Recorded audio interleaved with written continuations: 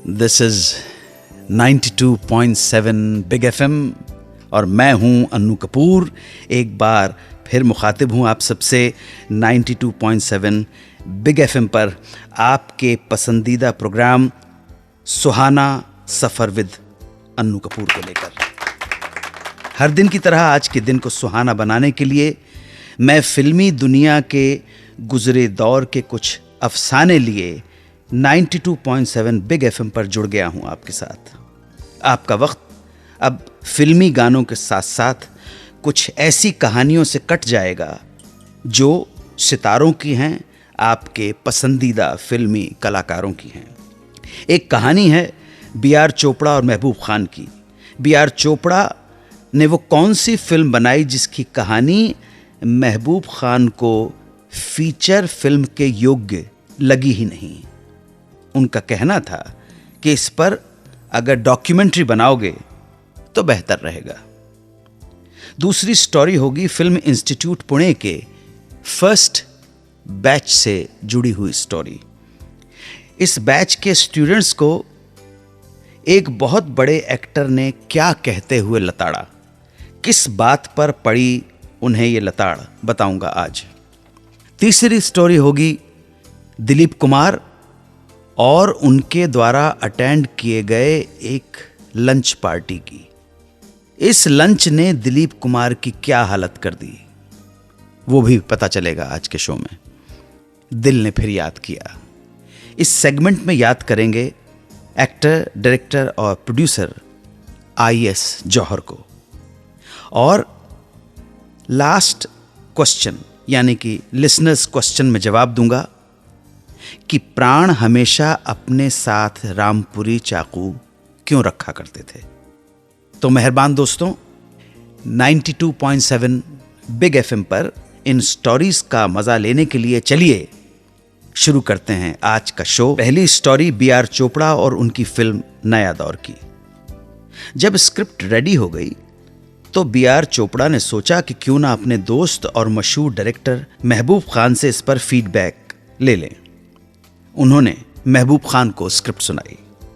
Script सुनने के बाद महबूब खान बोले, पहली बात तो यह है कि स्क्रिप्ट बहुत अच्छी है, मगर दूसरी बात यह है कि इस पर एक अच्छी डॉक्यूमेंट्री फिल्म तो बन सकती है, फीचर फिल्म नहीं बन सकती है।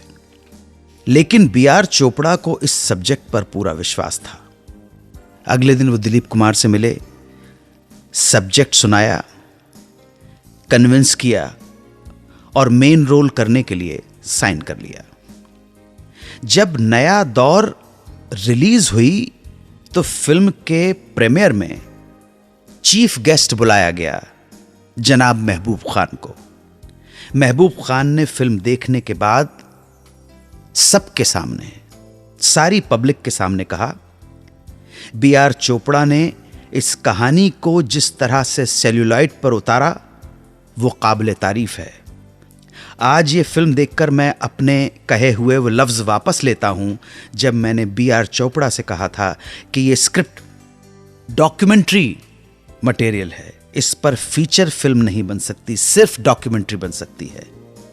मगर इस डॉक्यूमेंट्री मटेरियल को जिस तरह B.R. चोपड़ा ने एक बेहतरीन फीचर फिल्म में कन्वर्ट किया है, उसकी जितनी भी तारीफ की जाए कम है।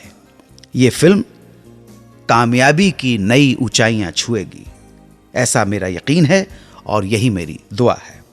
और इतिहास गवाह है मित्रों, नया दौर 1957 की सफल फिल्मों में दूसरे नंबर पर रही। इस फिल्म ने महबूब खान की मैग्नम ओपस मदर इंडिया को जबरदस्त और कड़ी टक्कर दी बॉक्स ऑफिस पर। एक फिल्म स्टार ने फिल्म इंस्टीट्यूट पूना के फर्स्ट एक्टिंग बैच के स्टूडेंट से क्यों कहा कि तुम सब में से किसी को बंबई में काम नहीं मिलने वाला। ये स्टोरी जानने के लिए सुनते रहें सुहाना सफर विद अन्नू कपूर, सिर्फ और सिर्फ 92.7 बिग एफएम पर। 92.7 बिग एफएम पर आप सुन रहे हैं रेडियो का number 1 show Suhana Safar with Annu Kapoor. Film institute Poona का पहला बैच था 1960 का। इसमें और स्टूडेंट्स के साथ साथ गोवर्धन कुमार असरानी का भी सिलेक्शन हुआ। उन दिनों इंस्टीट्यूट में पढ़ाने के लिए गेस्ट लेक्चरर्स को बुलाया जाता था। तो एक बार ग्रेट एक्टर जनाब मोतीलाल जी को भी बुलवाया गया। मोतीलाल ने ऑब्जर्व किया कि सारे के सारे स्टूडेंट्स एक ख्याली दुनिया में जी रहे हैं। बॉम्बे की हकीकत का किसी को भी अंदाजा नहीं है। अंत में मोतीलाल ने सारे स्टूडेंट्स को जबरदस्त फटकारते हुए कहा कि तुम में से किसी को भी बंबई में काम नहीं मिलने वाला है। क्लास में सन्नाटा छा गया। सबकी शक्लें उतर गईं, नजरें जमीन में गड़ गईं।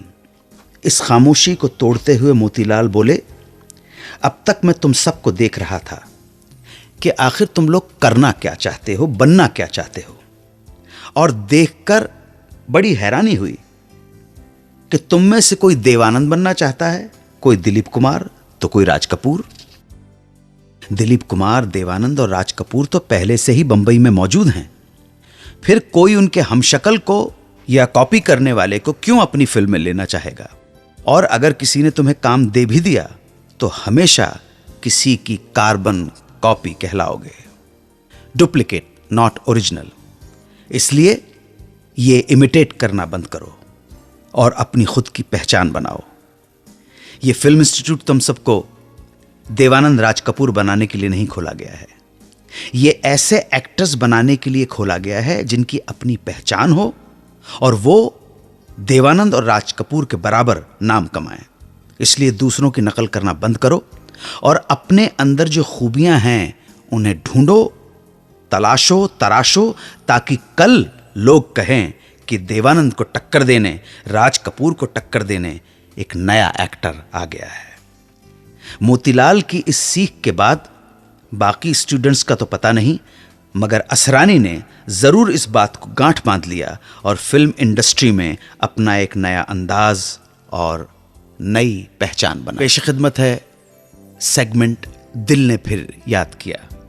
आज इस सेगमेंट में याद करेंगे उस एक्टर, डायरेक्टर और प्रोड्यूसर को जिसने अपना ब्रांड इतना बड़ा कर लिया कि उसके नाम के टाइटल से फिल्में बनने लगीं। इस कलाकार की जिंदगी के कुछ पहलू बस थोड़ी ही देर में आप सुनते रहें सुहाना सफर विद अन्नू कपूर, सिर्फ 92.7 बिग एफएम पर। 92.7 बिग एफएम पर आप सुन रहे हैं रेडियो का number 1 show Suhana Safar with Annu Kapoor. Film शागिर्द के इस गाने में जो बड़े मियाँ थे वो थे फिल्म इंडस्ट्री के actor, director, producer Shri I S. Johar. आज आई.एस. जौहर के जीवन से जुड़ी कुछ जानकारियां दूंगा इस सेगमेंट में जिसका नाम है दिल ने फिर याद किया। आई.एस. जौहर का पूरा नाम इंद्रजीत सिंह जौहर था। उनका जन्म 16 मार्च 1920 को तेलागंज तहसील में हुआ था, जो अब पाकिस्तान के पंजाब प्रांत में है। आई.एस. जौहर ने इकोनॉमिक्स और पॉलिटिक्स में एमए किया। उसके बाद उन्होंने लॉ की भी पढ़ाई की। पार्टीशन के टाइम एक बार आई.एस. जौहर अपने परिवार के साथ एक रिश्तेदार की शादी में आए पटियाला। लाहौर में अचानक माहौल बिगड़ गया, हिंसा भड़क उठी। आई.एस. जौहर फिर कभी वापस लौट कर नहीं जा सके। आई.एस. जौहर ने कुछ दिनों तक जालंधर में काम किया। उसके बाद बंबई आ गए, जहां उन्होंने फिल्म एक थी लड़की से अपने एक्टिंग करियर की शुरुआत की। उन्होंने 1950 से 1980 तक लगभग 104 फिल्मों में काम किया। वो ज़्यादातर कॉमेडियन और सपोर्टिंग एक्टर के रूप में याद किए जाते हैं। उनकी कुछ प्रमुख फिल्में हैं जौहर महमूद इन गोवा, दिल ने फिर याद किया, शागिर्द, पवित्र पापी, जॉनी मेरा नाम, सफ़र, जौहर महमूद इन हांगकांग इत्यादि। आई.एस. जौहर ने कुछ इंटरनेशनल प्रोजेक्ट्स में भी काम किया, जैसे हैरी ब्लैक जो आई 1958 में, 1959 की नॉर्थ वेस्ट फ्रंटियर, 1962 की डेविड लीन के द्वारा डायरेक्ट की हुई लॉरेंस ऑफ अरेबिया और 1978 में death on the Nile. I S Johar ने कुछ मशहूर पंजाबी फिल्मों में भी काम किया, जैसे चढ़ियां दी डोली, नानक नाम जहाज है, यमला जट वगैरह वगैरह। आईएस जौहर का शुरू से फिल्म मेकिंग और राइटिंग में इंटरेस्ट था। मौका मिलते ही उन्होंने लेखन और निर्देशन में हाथ आजमाए और कामयाब भी रहे। उनके द्वारा प्रोड्यूस्ड और डायरेक्टेड फिल्मों में प्रोमिनेंट हैं हम सब चोर हैं, कितना बदल गया इंसान, बेवकूफ़, जौहर महमूद इन गोवा, जौहर महमूद इन कश्मीर, 5 राइफल्स, नसबंदी वगैरह वगैरह। आईएस जौहर ने जो फिल्में बनाई उनमें बेहतरीन सटायर और हास्य का भरपूर इस्तेमाल किया। गौर करने वाली बात यह है कि यश चोपड़ा ने अपने शुरुआती दौर में आईएस जौहर को असिस्ट किया था। आईएस जौहर ने अपने स्टाइल का ह्यूमर और अपनी पॉपुलैरिटी की वजह से अपनी एक ब्रांडिंग भी कर ली थी। उन्होंने महमूद के साथ मिलकर अपने ब्रांड नेम की कई फिल्में बनाई, जैसे जौहर महमूद इन गोवा, जौहर महमूद इन हांगकांग, और 1971 में फिल्म जॉनी मेरा नाम के लिए आईएस जौहर साहब को फिल्म फेयर का बेस्ट कॉमेडियन का अवार्ड भी प्रदान किया गया। जौहर साहब की पहली शादी रमा बैंस से 1943 में हुई थी, लेकिन कुछ ही सालों में डिवोर्स हो गया। उसके बाद आईएस जौहर ने 4 और शादियां की। 10 मार्च 1984 को ये अलबेला कलाकार इस दुनिया को अलविदा कह गया। दिलीप कुमार को एक लंच के लिए इनवाइट किया गया। ये लंच दिलीप कुमार को इतना भारी पड़ गया कि उन्हें अपनी बनियान तक उतार कर फेंकनी पड़ी। इस अजीब व गरीब लंच की कहानी एक ब्रेक के बाद आप सुनते रहें सुहाना सफर विद अन्नू कपूर, सिर्फ और सिर्फ 92.7 बिग एफएम पर। 92.7 बिग एफएम पर आप सुन रहे हैं रेडियो का number 1 show Suhana Safar with Annu Kapoor. Dilip Kumar shooting कर रहे थे कोयम्बटूर में। फिल्म थी आजाद। इस शूटिंग के दौरान एक दिन डायरेक्टर श्रीमालू नायडू ने दिलीप कुमार को लोकल बिजनेस कम्युनिटी से मिलवाने के लिए एक ग्रैंड लंच का आयोजन किया। इस लंच में शहर के और तमिलनाडु के बड़े बड़े बिजनेसमैन इनवाइटेड थे। पारंपरिक तमिल भोजन का इंतजाम किया गया था। सबसे पहले सभी लोगों के सामने केले के पत्ते बिछाए गए, फिर एक एक करके पत्ते के ऊपर व्यंजन परोसे जाने लगे। यह सब दिलीप कुमार के लिए नया अनुभव था। पास बैठे एक सज्जन दिलीप कुमार को सारे व्यंजनों की जानकारी दे रहे थे। दिलीप कुमार उन सज्जन की बात मानकर इस तमिल महाभोज का आनंद ले रहे थे। जब सारे व्यंजन परोस दिए गए, तब आखिर में केले के पत्ते के बीच में एक बड़ा सा चावल का ढेर परोस दिया गया। थोड़ी देर में एक आदमी एक छोटा सा पतीला लेकर आया। पतीले में सूप जैसी कोई चीज थी। बतियाते हुए सज्जन ने बताया कि इसे रसम कहते हैं। परोसने वाला पतीला लेकर जिसके पास भी जाता, वो व्यक्ति अपने हाथ की अंजलि बनाकर उसमें रसम भर लेता और फिर चरणामृत की तरह उसे सुड़ुप सुड़ुप करते हुए पी जाता। दिलीप कुमार फंस चुके थे, मगर वो रसम को इस तरह से चुल्लू में भर के पीना नहीं चाहते थे और ना ही किसी को मना करना चाहते थे। सो उन्होंने अपनी बारी आने पर चावल के ढेर में एक कुएं जैसा गड्ढा बना दिया और कहा, रसम इसमें डाल दें। इस तरह से वो यहां तो बच गए, लेकिन जनाब असली समस्या आना अभी बाकी थी। खाने के बाद, गौर से सुनिएगा, खाने के बाद सबके लिए बगल के कमरे में आराम करने की व्यवस्था भी की गई थी। सो सब लोग वहां बैठ गए, बतियाने लगे।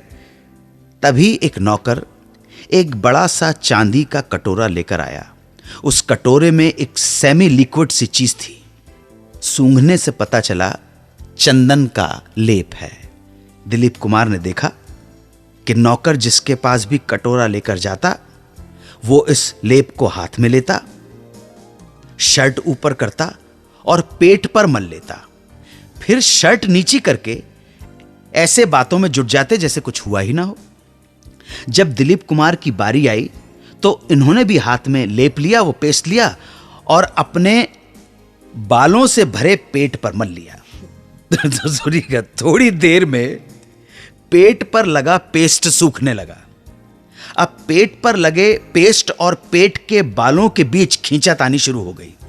दिलीप कुमार को ऐसा लगने लगा जैसे 100 सुइयां एक साथ उन्हें चुभा दी गई हैं। थोड़ी देर तो किसी तरह से सह गए, मगर जब बर्दाश्त से बाहर हो गया तो भागे बाथरूम की तरफ। बाथरूम में पहुंचकर शर्ट उतारी, बनियान निकाली, बनियान को गीला किया और सारे पेस्ट को पेट पर से साफ कर दिया। तब जाकर थोड़ी राहत मिली। बनियान बेकार हो चुकी थी, इसलिए बनियान का गोला बनाकर बाथरूम की खिड़की से बाहर फेंक दिया। शर्ट पहनकर वापस अपनी जगह पर आकर बैठ गए, ऐसे कि जैसे कुछ हुआ ही ना हो। लेकिन इस घटना के बाद दिलीप कुमार ने यह डिसाइड कर लिया कि अब वो किसी भी अननोन फंक्शन में लंच या डिनर के लिए नहीं जाएंगे। ये मेहमान नवाजी बहुत भारी पड़ गई दिलीप कुमार को। मुंबई से अभिषेक भटनागर लिखते हैं, अन्नू जी, मैंने कहीं पढ़ा कि प्राण अपने साथ हमेशा एक रामपुरी चाकू रखते थे। क्या यह सच है? इस सवाल का जवाब बताऊंगा एक छोटे से ब्रेक के बाद। आप सुनते रहें सुहाना सफर विद अन्नू कपूर, सिर्फ 92.7 बिग एफएम पर। 92.7 बिग एफएम पर आप सुन रहे हैं रेडियो का number 1 show Suhana Safar with Annu Kapoor. Break के बाद आपका फिर से स्वागत है। अभिषेक भटनागर ने मुंबई से पूछा है कि क्या यह सच है कि प्राण हमेशा अपने साथ रामपुरी चाकू रखा करते थे? आपकी बात बिल्कुल सही है। प्राण एक लंबे वक्त तक अपने साथ रामपुरी चाकू रखा करते थे। इस बात का जिक्र प्राण साहब ने अपनी किताब में भी किया है। बात उन दिनों की है जब प्राण लाहौर में रहा करते थे। उस समय बंटवारे की बात चल रही थी और हर तरफ तनाव फैला हुआ था। उन्हीं दिनों प्राण ने अपनी हिफाजत के लिए एक रामपुरी चाकू खरीदा और हमेशा अपने साथ रखने लगे। ये रामपुरी उनकी दिनचर्या का एक हिस्सा बन गया था। जहां भी जाते रामपुरी उनके साथ लगा रहता था। माहौल बदला, प्राण बंबई आ गए, फिल्म स्टार बन गए, पर यह रामपुरी उनके साथ ही रहता था, चाहे वो शूटिंग पर हो या किसी फिल्म पार्टी में। लेकिन सच ये भी है कि कभी भी उन्होंने इस रामपुरी चाकू का इस्तेमाल नहीं किया। एक बार की बात है, प्राण फॉरेन टूर पे थे। वहां एक पब में 2 गुटों में झगड़ा हो गया। वहां से बच निकलने के लिए रामपुरी चाकू ने ही प्राण का साथ निभाया। रामपुरी चाकू के बल पर ही उसे दिखाकर वो अपनी जान बचा पाए। जब पब वाली बात प्राण साहब की धर्मपत्नी को पता चली तो शुक्ला जी बहुत नाराज हुईं। वो चाहती थीं कि प्राण अपने साथ ये रामपुरी रखना बंद कर दें, पर जानती थी कि हस्बैंड प्राण शायद उनकी बात नहीं मानेंगे। पत्नी शुक्ला जी ने ये बात अपने गुरु महाराज को बताई। गुरु महाराज ने कहा गुरुजी ने कि तुम उन्हें मेरे पास लेकर आओ। प्राण गुरुजी से मिलने आए। गुरुजी ने प्राण से कहा, जब चीज पास होती है तो उसके इस्तेमाल के मौके भी निकल आते हैं, पर सच ये है कि तुम्हारी सुरक्षा लोहे के एक टुकड़े की मोहताज है क्या? क्या तुम्हें खुद से ज्यादा भरोसा उस चाकू पर है? प्राण साहब को बात जच गई। उस दिन के बाद से प्राण ने रामपुरी चाकू रखना छोड़ दिया। तो अभिषेक जी, मैं उम्मीद करता हूं कि आप जवाब से संतुष्ट होंगे। मेहरबान दोस्तों, सुहाना सफर विद अन्नू कपूर सिर्फ और सिर्फ 92.7 बिग एफएम पर आता है। दुआओं में याद रखें, खुश रहें, आबाद रहें, यही मंगल कामना है। जय हिंद, वंदे मातरम। 92.7 बिग एफएम पर आप सुन रहे हैं रेडियो का number 1 show Suhana Safar with Annu Kapoor.